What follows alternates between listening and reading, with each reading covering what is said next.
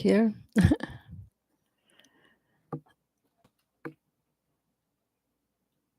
Oh gosh. We got too much light coming in. You gotta excuse me on this stuff because I'm just not savvy like IA and all that stuff. This is the real McCoy. Um, I know this is a little bright because I have windows all around and it's like 6:45 here. Anyway, sorry I haven't given any more videos. I just got over COVID for the fourth time. I have to say, this time, taking my gummies and hemp and stuff, I didn't even know I had it. I just thought it was ALS stuff. But then I woke up a couple days and I was super raspy in my voice, and I could tell I was coughing stuff in my lungs. And I thought, okay, I better test. And yes, I tested positive, but now I'm testing negative again. So we're off and running again. And that was my fourth time having COVID, folks. First time was the time when I was going to die. And, of course, it anytime you get COVID, it's going to aggravate your ALS a little bit. And yes, it has mine. My my phone's been going off a little bit, saying that I'm going to fall within the next 12 months. I mean, who knows? But I'm just being a little more careful and I hope it gets better, but I don't know because, I'm far enough along on my ALS that who knows? Every day's a gift.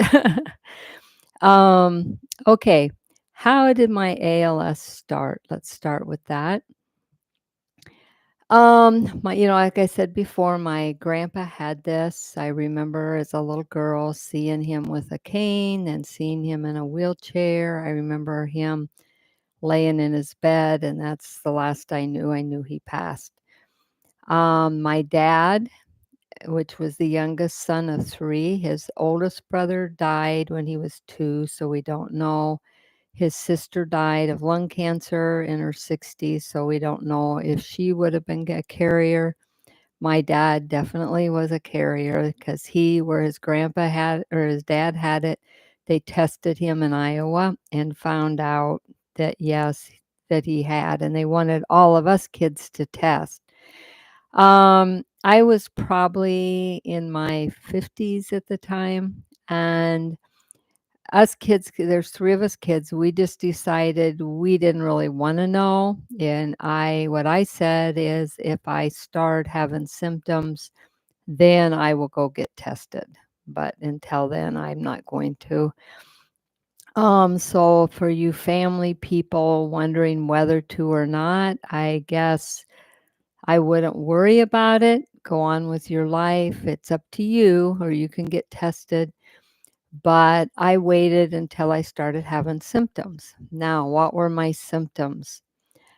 I didn't even knowing I'm the one that diagnosed my dad, watching him walk and told him he should go get tested because he was walking so funny.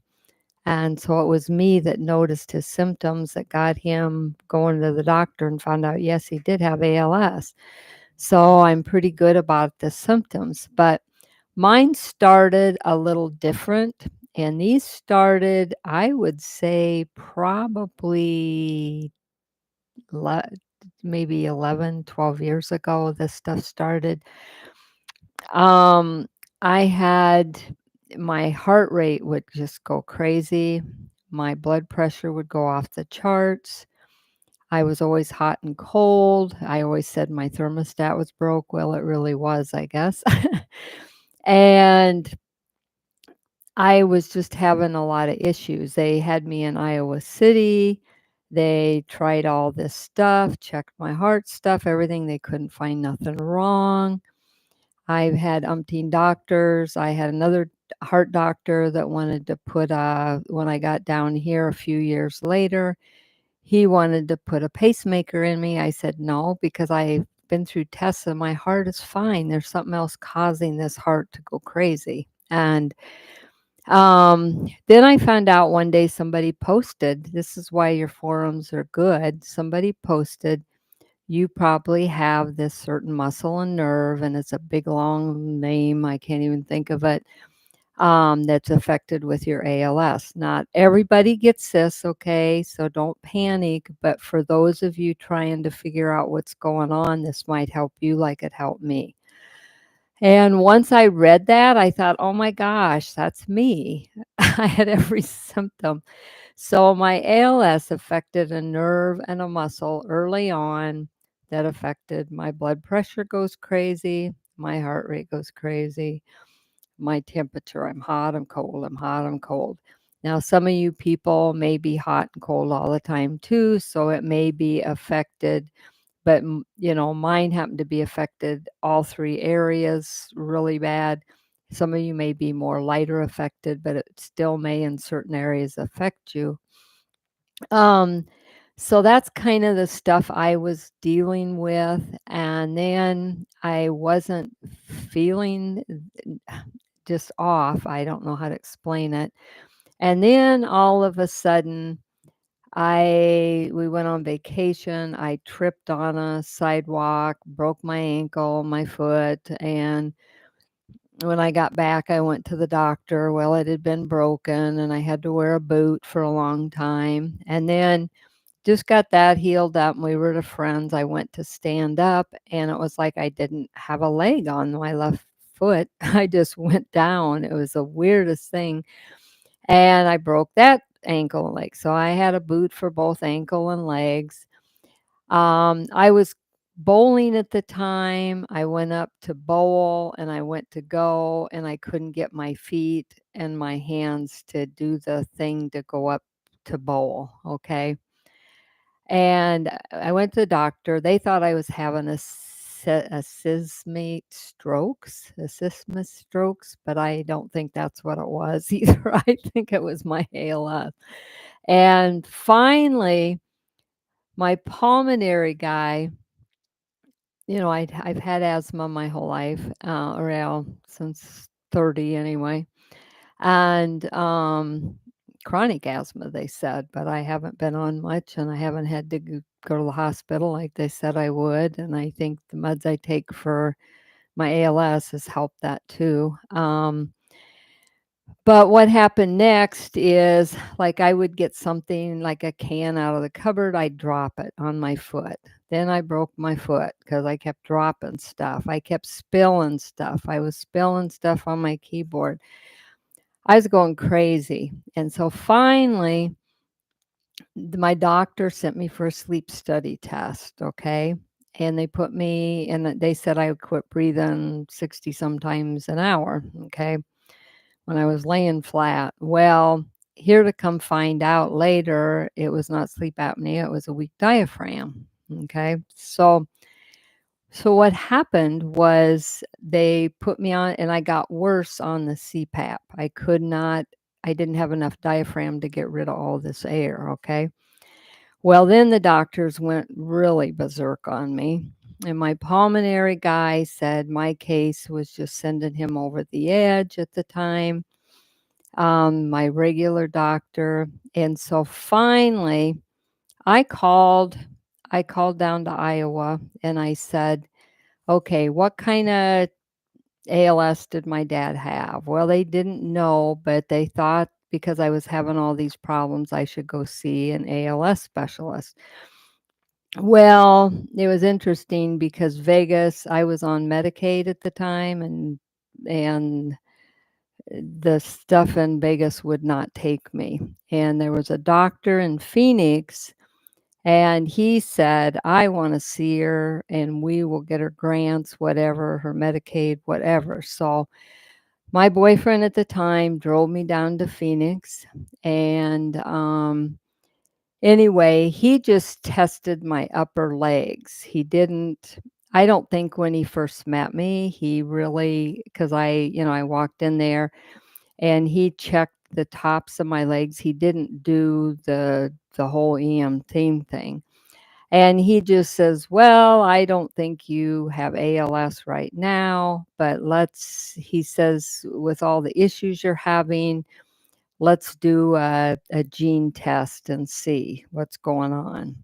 and he got me a grant. I think the test cost me a few $100, but those are like $10,000 to test for your to see if you have ALS genes. So I thought I might as well grab it while I got it, 200 bucks versus 10. Let's do this. So they did the gene. They come and drew blood and did the testing, and then he called, and by then I didn't have a ride down there, so we did a phone interview, and he said, "Yes, you have 2 genes. You have the C9, which is predominant, and I have an ALS2 gene, which they know causes ALS, but they know nothing about this gene." I thought, "Oh, great. Lucky me again."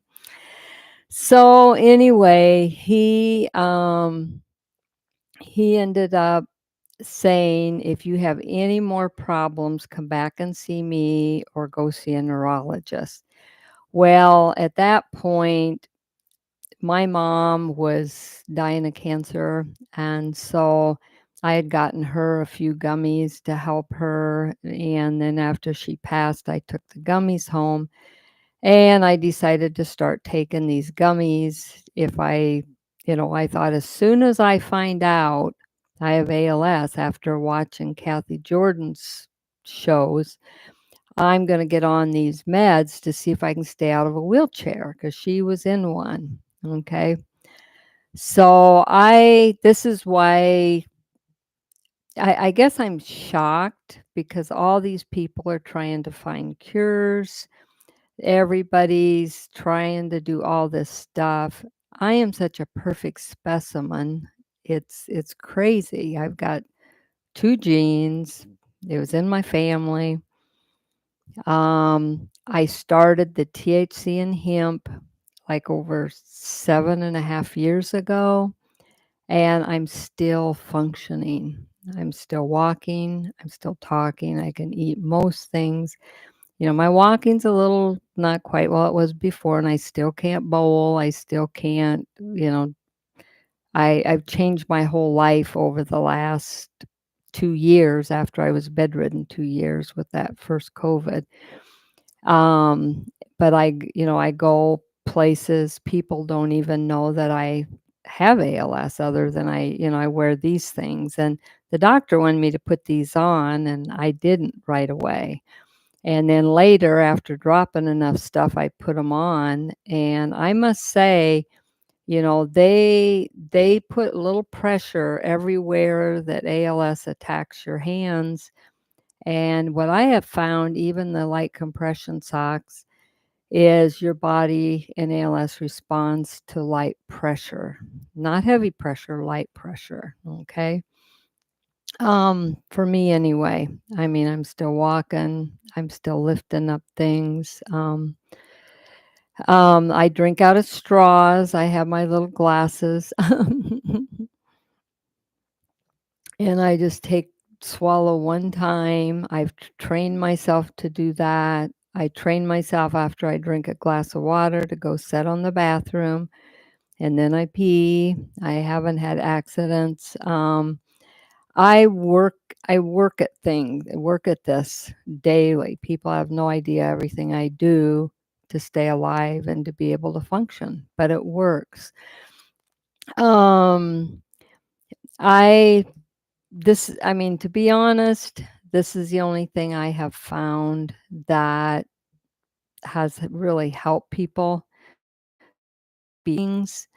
I mean, I only still take just a half of a THC, about 5 milligrams, and a half of a hemp. And I do that every 4 hours around the clock yet. I'm on my BiPAP at night.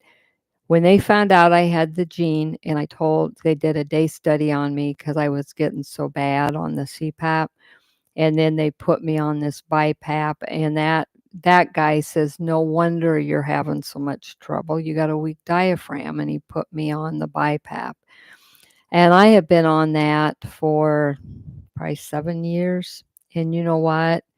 My oxygen is anywhere from 96 to 98, and it just depends on where I'm at and stuff.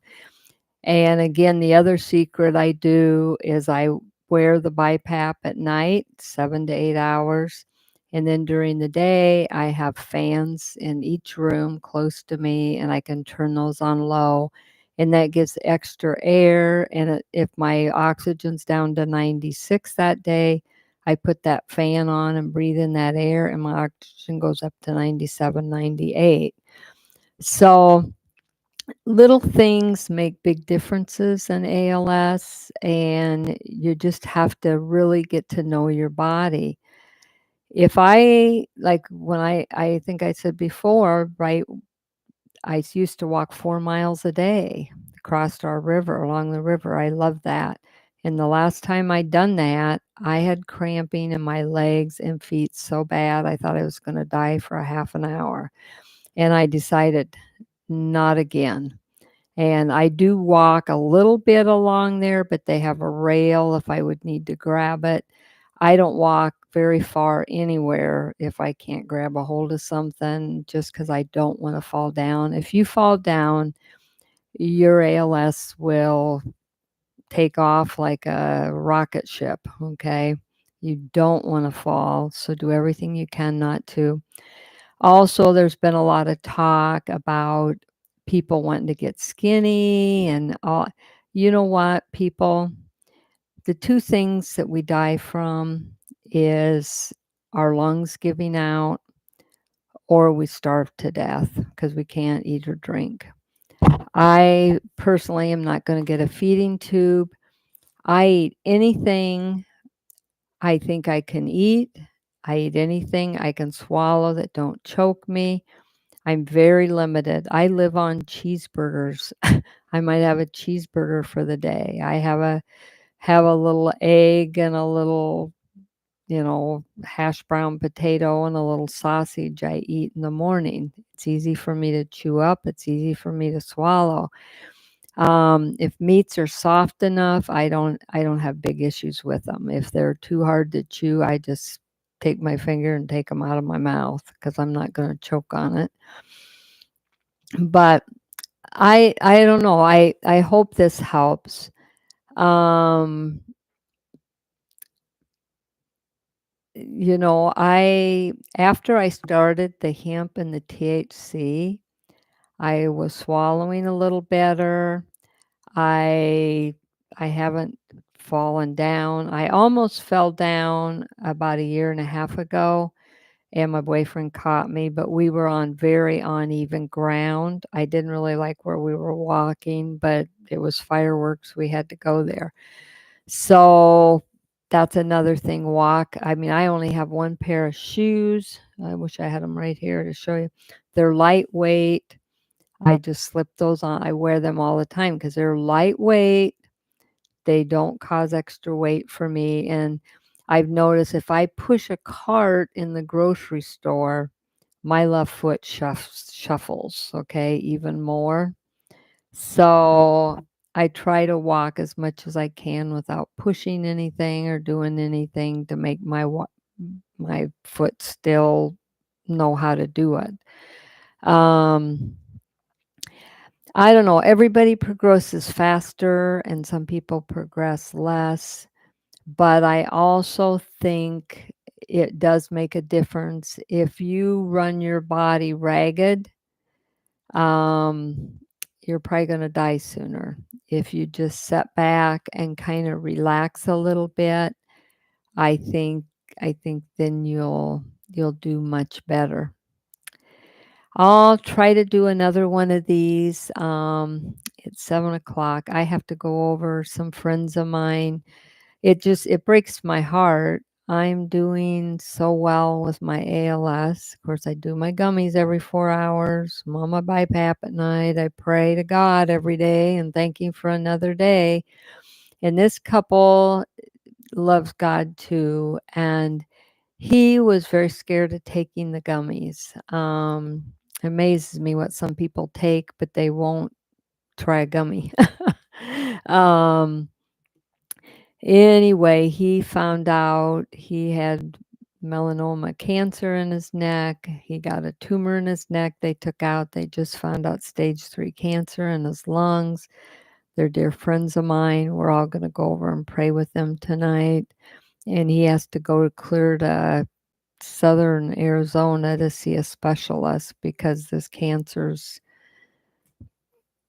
going crazy. I tried to get him on gummies before, but he was scared to take them. When I found out I had my fast cancer, boy, I upped mine. I did it every 6 hours, every 4 hours, and I got my cancer in remission. Um, but, like, what I don't understand, and I don't, because I don't know everything. All I know is how it works for me, and I'm hoping it works for everybody. I know it worked for Kathy Jordan. Um, did mine go into remission because I've been taking gummies for 7 years, or was it because I upped them and it was the dose I was on when I found out I had cancer that got rid of the cancer? See, these are things we don't know. But you know what? My thought was when they told me I had it, I thought I couldn't believe it. I thought, "You mean cancer's gonna take me instead of ALS? This is crazy." And I just upped my dose. I even got oil and creams rubbed all over, and I got my cancer in remission. I mean, it was a miracle. It really was. And praying to God really helped too, let me tell you. And I pray and I get prompted. I know that sounds funny, but God just says every 4 to 6 hours, take them 4, and that gives me 30 mgs in 24 hours instead of 20, and I don't feel any different. If anything, I feel a little bit better. So, um, anyway, my heart goes out to you guys, and I'm praying for all of you with ALS, and I will try to do another video. If there's any certain theme you guys want, let me know. If I don't know it, I will do some of my studies and see what I can find and at least let you know what I find.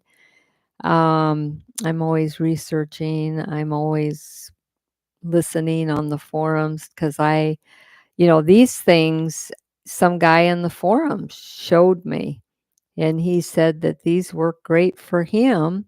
And I thought, gosh, you can still move your fingers and stuff in these, but yet they protect for your ALS and your stuff. And I haven't really dropped hardly anything since I've been wearing these. So it really, really helps. Well, thank you guys. And oh gosh, if I know how to end this, we're gonna sign out now. Thank you. Goodbye.